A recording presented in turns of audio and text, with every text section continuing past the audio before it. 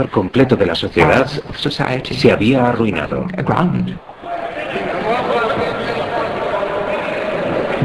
El problema con este tipo de futuros de mercado es que carecía de garantías que pudieran salvaguardar un funcionamiento óptimo.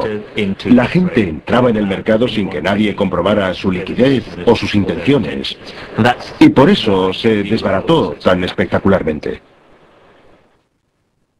El factor de la escasez, que había disparado los precios de flores como la variedad Semper y otras, quedó relegado a un mero capricho de la naturaleza, y el autor indirecto de esta primera gran crisis en la historia fue esta criatura, el pulgón común. Hubo que esperar al siglo XX para que se resolviera el misterio en el centro de investigación John Innes de Norwich, cuando en 1928 la doctora Dorothy Cayley descubrió la razón de la aparición de los bulbos multicolores o rayados en términos botánicos. Hizo varios experimentos. En uno cogió un bulbo infectado y uno sano.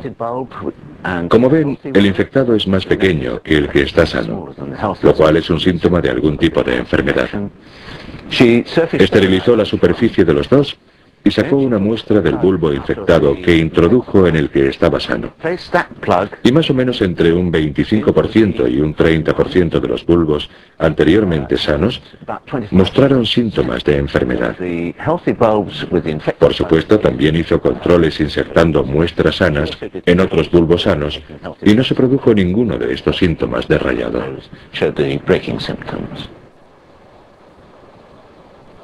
En 1630 se habría pagado una fortuna por saber que los tulipanes multicolores eran el resultado de una enfermedad de los bulbos y el agente transmisor, el pulgón. El virus lo transmite en la naturaleza los afíditos, el pulgón. Estos adquieren el virus cuando se alimentan brevemente de un bulbo infectado y traspasan el virus a un bulbo sano cuando se alimentan de este. Los botánicos de esa época no podían saber que los holandeses, con sus jardines protegidos de las brisas costeras, estaban proporcionando un caldo de cultivo ideal para el pulgón. Parecía que hasta la madre naturaleza, por medio del pulgón, había desempeñado su parte en uno de los desastres financieros más grandes de la historia.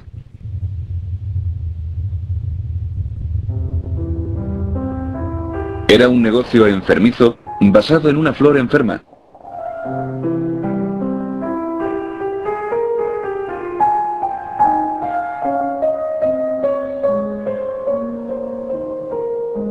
Los libros de los auditores que se han conservado revelan el caos de la quiebra.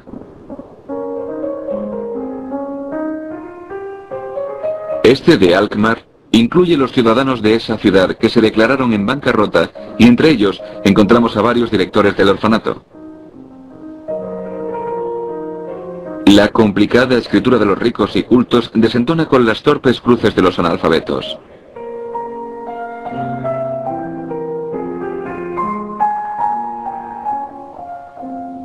La avaricia no hace distinción de clases. Los tribunales resonaban con el clamor de los hombres desesperados. Habían aprendido la lección demasiado tarde. Hubo gente que intentó hacer valer sus garantías y trató de reclamar el cumplimiento de los contratos. De manera que todo el mundo acudió a los tribunales y estos se vieron desbordados con litigios relacionados con la compraventa de los tulipanes.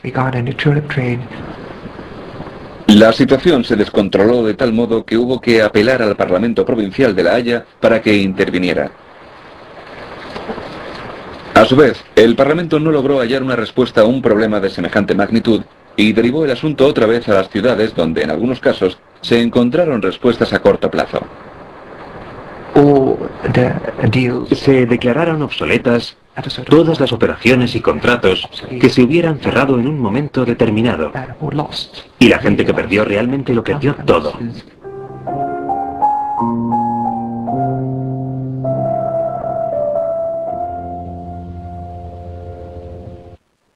Era inevitable que a la crisis le siguiera un odio intenso por la flor. Los dibujantes hicieron su agosto.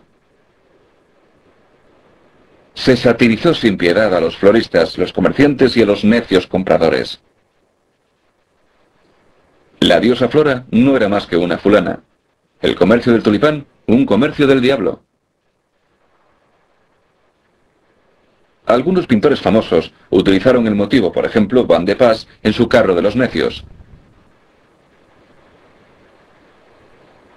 Los humoristas copiaron dichas obras y añadieron sus propias escenas, crudas pero elocuentes, para recordar a sus lectores que la Flora de los tiempos romanos se había vendido al mejor postor.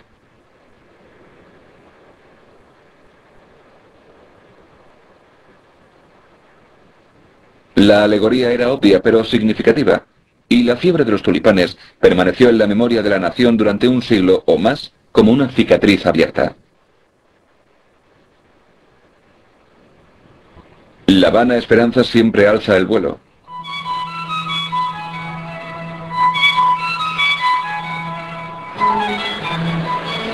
Pero los holandeses eran perseverantes y con los años, aprovechándose de la gran ventaja que les proporcionaba la enorme experiencia de los cultivadores pretéritos, han reconstruido el negocio de las flores.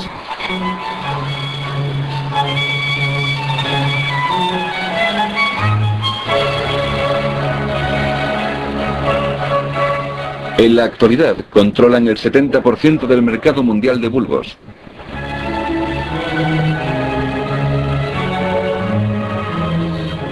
Alsmeer tiene la sala de subastas de flores más grande del mundo. 19 millones de flores y plantas se venden allí diariamente.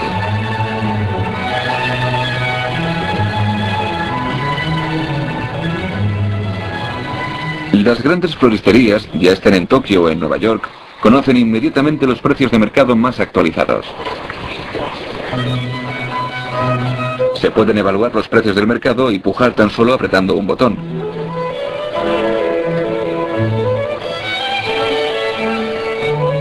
Unos 3.000 cultivadores controlan la industria de los bulbos y la primavera de hoy borra todas las cicatrices que dejó la tulipomanía, o casi todas. La fiebre de la compraventa de tulipanes tenía que ver con la naturaleza humana, y está en la naturaleza humana querer hacer beneficios y esperar hacer beneficios. Y eso no ha cambiado en la actualidad. Por ejemplo, hoy en la bolsa se asumen riesgos con el carbón y la gente sigue comprando opciones. Por lo que a mí respecta, todo sigue igual. Por desgracia, la mayoría de estas flamantes joyas del pasado ya se han marchitado y perdido. Entre ellas, el tristemente célebre Semper Augusta. Pero quedan algunas para recordarnos aquellos tiempos traumáticos. La única lección que aprendemos de la historia es que la historia nunca nos enseña nada.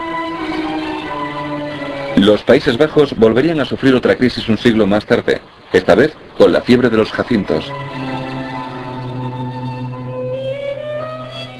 A lo largo de los siglos, los cultivadores han intentado, hasta ahora sin éxito, producir una flor en particular. Un sueño que, si se hiciera realidad, alcanzaría una fortuna. Nos referimos, por supuesto, al tulipán negro, un color muy apropiado, considerando el increíble caos que esta inocente flor es capaz de provocar.